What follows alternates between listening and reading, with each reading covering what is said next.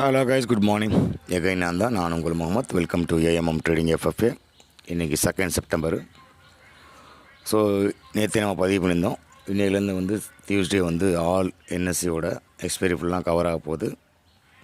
அதே மாதிரி தேர்ஸ்டே வந்து ஆல் பிஎஸ்சியோட எக்ஸ்பைரி ஃபுல்லாக கவர் ஆக போகுது அப்படின்னு ஷிஃப்ட் ஆகிருக்காங்க இல்லையா. ஸோ அந்த வகையில் ஃபஸ்ட்டு எக்ஸ்பைரி இன்றைக்கி நிஃப்டிக்கு.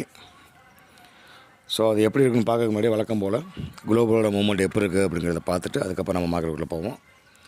ஸோ அந்த வகையில்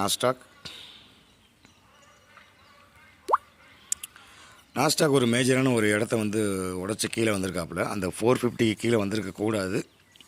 ஆல்மோஸ்ட் வந்துட்டாங்க. ஏன்னா நம்ம சொல்லியிருந்தோம், நம்ம 450க்கும் அந்த 600 இருக்கு இல்லையா, 750 அந்த ரேஞ்சுக்குள்ளே தான் இருக்கணும். அப்போ தான் வந்து ஒரு கன்சாலேஷன் ஆகும். அதுக்கப்புறம் வந்து பவுன்ஸ் பேக் கொடுக்கலாம் அப்படிங்கிறத பதிவு பண்ணோம். அந்த பட் 450க்கு கீழே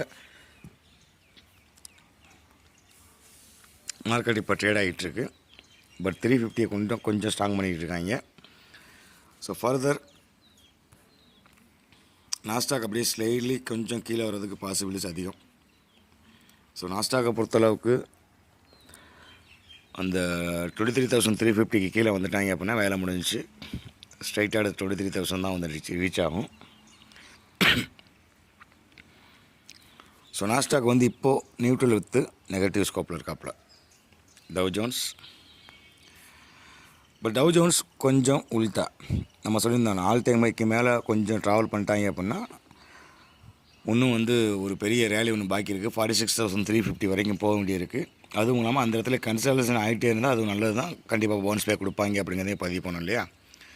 ஸோ அதுதான் அந்த ஒரு 7 நாளாக வந்து பண்ணிக்கிட்டு இருக்காங்க. அதே 45,750 45,400 இந்த ரேஞ்சுக்குள்ளே தான் வண்டி ட்ராவல் பண்ணிகிட்டு இருக்கு.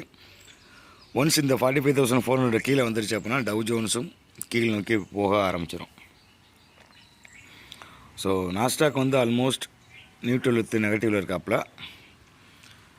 So tau Jones neutral with பாசிட்டிவில் தான் இருக்காப்புல.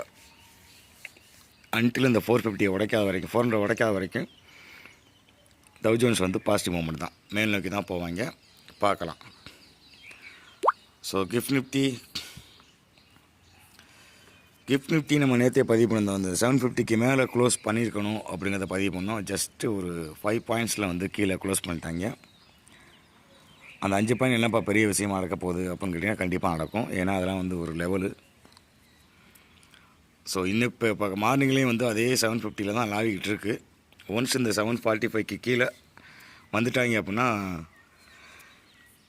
மீண்டும் நிஃப்டி வந்து 500 வரைக்கும், அந்த ரேஞ்சு வரைக்கும் வரும். 550 இருக்கு இல்லையா.